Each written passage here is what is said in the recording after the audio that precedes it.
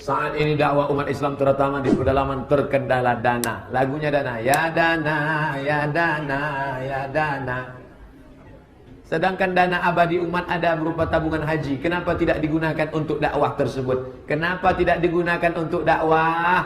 Karena tidak ada payung hukumnya. Yang buat payung hukumnya siapa? DPR. DPR yang paling banyak sekarang siapa? Tahu sendiri partai siapa? Yang milihnya siapa? Umat Islam. Umat Islam yang model mana yang milih? Orang pemabuk, pecandu narkoba bisa naik. Yang sudah korban 5 tadi. Itulah kaji kita malam ini. Brainwash. Maka umat Islam terus ngaji, tebarkan kebenaran, pilih orang baik supaya dia bisa memperjuangkan kebaikan. Jangan lagi katakan kau politik Arab, DPR Arab, partai Arab, politik Arab. Politik haram, politik haram, politik haram. Akhirnya umat Islam meninggalkan politik. Siapa yang naik? Ahok. Bagaimana peranan zakat terhadap perkembangan dakwah Pak Ustaz? Zakat bisa dipakai untuk dakwah. Begitu kata Imam Fakhruddin Ar-Razi dalam kitab Tafsir Al-Kabir. Innama sadaqatu lil fuqara wal masakin wal amilin 'alaiha wal mu'allafati qulubuhum wa fir riqab wal gharimin wa fi sabilillah. Dana zakat bisa untuk mengirim dai, dana zakat bisa untuk bangun masjid, fi sabilillah. Bayarlah zakat. Apa hukumnya saya minjam uang di bank untuk modal? Haram, haram, haram, haram. Kenapa? Uang dengan uang riba. Pinjam uang, dapat uang, bayar uang, tambah. Riba, haram. Sekarang biaya hidup kami sekeluarga dari hasil usaha itu. Saya sangka mau minjam, rupanya udah.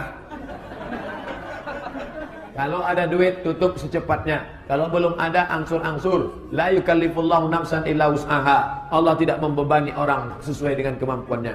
Izin Ustaz, mohon penjelasan ayat Quran surat Al-Baqarah 285, 286 dari penjelasan hadis Nabi dan para ulama hadis.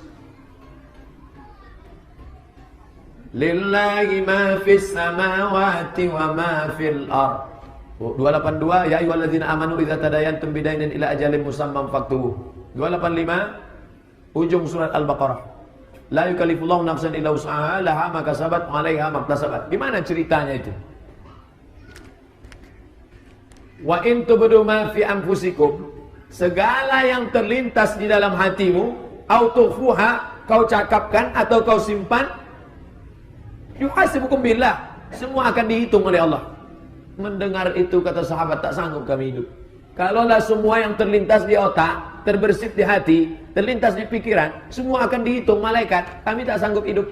Mana sanggup kita hidup? Tegak di samping sungai, di pasar Said, nampak orang baju besar badan kekecilan, nampak orang kecil badan kebesaran. Tentu macam-macam pikiran.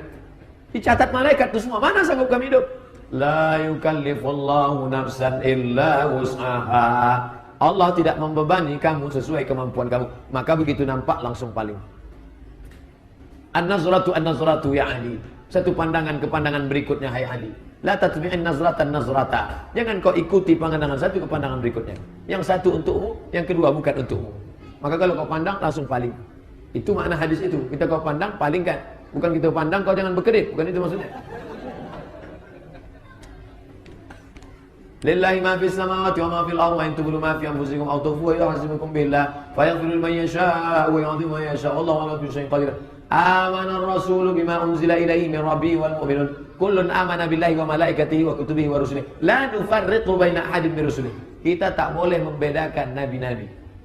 Katanya Nabi Muhammad lebih hebat. Bukan kita yang membedakan, Allah yang membedakan. Ini ada nabi-nabi. Di atas nabi itu ada rasul-rasul. Di atas rasul itu ada ulul azmi. Di atas ulul azmi itu ada sayyidul anbiya wal mursalin. Itu bukan kita, Allah yang membuatnya. La yukallifullahu nafsan illa wus'aha ma kasabat wa 'alaiha ma iktasabat. Rabbana la tu'akhidhna in nasina wa akhtana. Kalau kami silap, kami lupa, jangan catat, jangan hitung.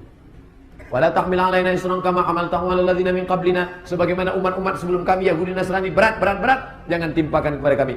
Rabbana wala tuhammilna ma la taqata lana bih wa'fu 'anna waghfir lana warhamna anta maulana fansurna 'alal qaumil kafirin.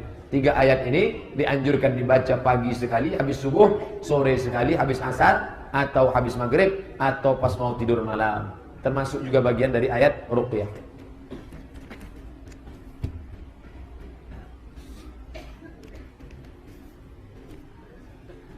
Jika janda dan duda, apa itu sebagai sampul? Jika janda dan duda menikah, yang janda bawa anak perempuan, Ini janda bawa anak perempuan. Ini duda mau anak laki-laki. Anak si duda sama anak si janda ini mau nikah pula. Apa hubungan kedua anak itu Pak Ustadz? Jadi mahram atau gimana? Tidak, dia tak mahram. Maka anak kita yang laki-laki jangan sampai dia melihat rambut si anak si perempuan. Dia tak mahram. Anak si duda ini dengan emak tirinya mahram, karena itu istri bapaknya. Si bapak ini dengan anak si janda ini mahram. Kalau dia sempat cakap dukhul, sempat berhubungan dengan emak sampai mati, dia tak bisa nikahi anaknya. Kecuali setelah akad nikah mati maknya ini, itu bisa dia nikah dengan anaknya. Tapi kalau sempat dia berhubungan sampai mati, anak gadis itu cantik, tak bisa dia nikahi. Kenapa? Dakhaltum bihinna, karena kamu sudah berhubungan kelamin. Adapun anak dia dengan anak, maka tak mahram. Anda janda dan duda tadi bercerai, apakah anak bawaan mereka boleh nikah? Boleh. Anak si duda, anak si janda mau menikah, boleh. Cuman waktu nanti pesta nikahnya tak bisa lah mereka datang. Karena orang tua mereka sudah pisah. Jazakumullah Ustaz. Wa iyyakum. Kalau dia disebut jazakumullah, jawabnya wa iyyakum. Wa iyyakum itu apa? Sampean juga kodok sami-sami. مولاي صل وسلم دائما أبدا على حبيبك خير الخلق كلهم مولاي صل وسلم دائما أبدا على حبيبك خير الخلق كلهم